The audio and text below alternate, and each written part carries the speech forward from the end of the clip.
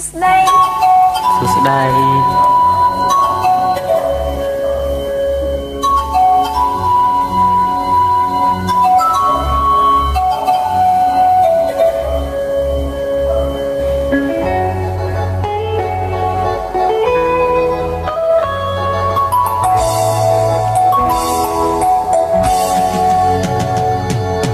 ថ្ងៃនេះជាថ្ងៃបង្គោលយើងដែលបានរៀបចំឡើងដោយមេបាសូមស្រីស្ងួនកុំព្រួយចិនដាបងសូមសច្ចារក្សាលោកស្រីអូនរីករាយណាស់បានស្ដាប់នេះចាពីថាស្នេហាអូនមិនដែលយល់តែតែបានខាយហើយបានស្គាល់សូមប្រងនេះមកកុំប្រែចិនដាសូមទេវតារក្សា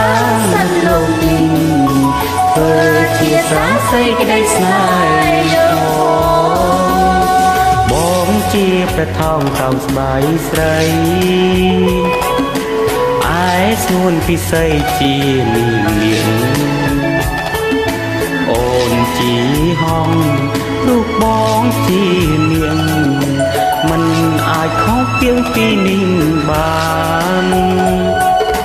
អូនជាមច្ឆាបងជាគង្គាអូនជាក្តៅងារបងជាសត្វស្ទើរព្រមអំបានក៏ព្រមតែដំថា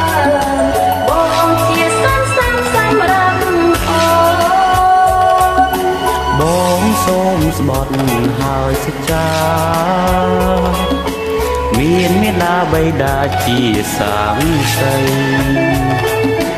បើបងមិនស្មងចំពោះរូងស្រីសូមឲ្យមេឃដីប្រន់ទាបងចង់